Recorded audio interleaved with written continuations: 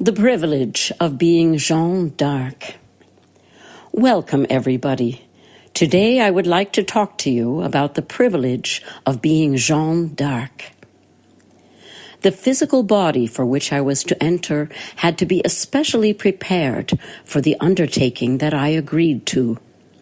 Each cell and DNA strand, every bone in my body had to carry a certain amount of information of my task. I knew what this task was before I agreed to come to the earth plane as Jeanne d'Arc, and I knew it naturally enough after I went home.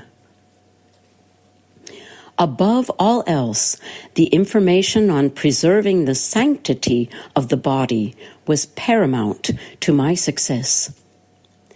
Jeanne d'Arc was to be different, so a special body was to be prepared. One that could carry the weight of fasting, piousness, and not having to endure the secret illness of woman, as it was called back then, and for the body to remain uncorrupt by man. Mental strength was also of paramount importance, especially so for a maiden living in 15th century France. All these considerations had to be in place before the divine plan could begin. For without these aspects, the divine plan would have to have taken on another form, another body, and therefore the legacy of Jeanne d'Arc would not have been fulfilled, which, my brothers and sisters, as you bear witness to today, is forever present in these now biblical times. For the divine is patient. His plan is still unfolding since my time on the earth plane.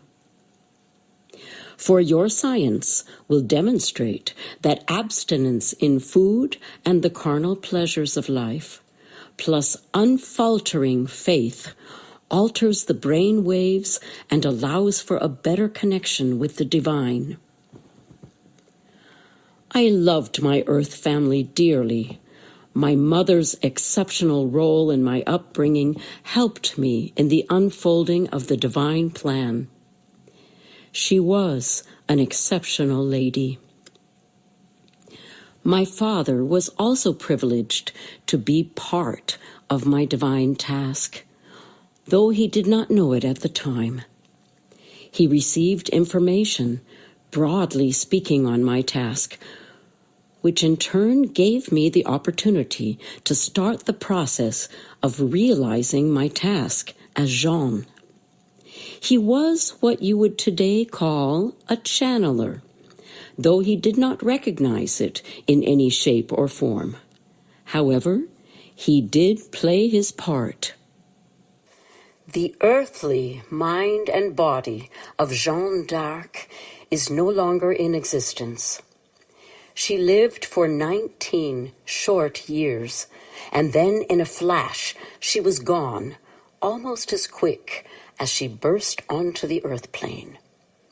And so I went back home, not as Jeanne d'Arc, but as the divine soul who played that part in the divine plan, the very soul who is speaking to you now.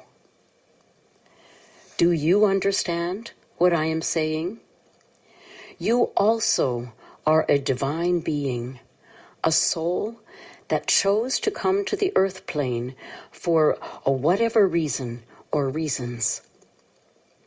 Perhaps then, in 60, 70, 80, or even 90 years, your time is done. Then you, that person on the earth plane, also no longer exists, and the soul who entered the body to experience you goes home. You also are more than who you believe yourself to be. Naturally, when people pray or speak to me, they are praying or speaking to the human being they know and love as Jeanne d'Arc. This is understandable and perfectly fine to do so, for I retain everything there is about Jeanne d'Arc. I can call upon the smallest detail of that short and beautiful life. I can do this because I was given a certain amount of flexibility to create her personality in order to help me with my task.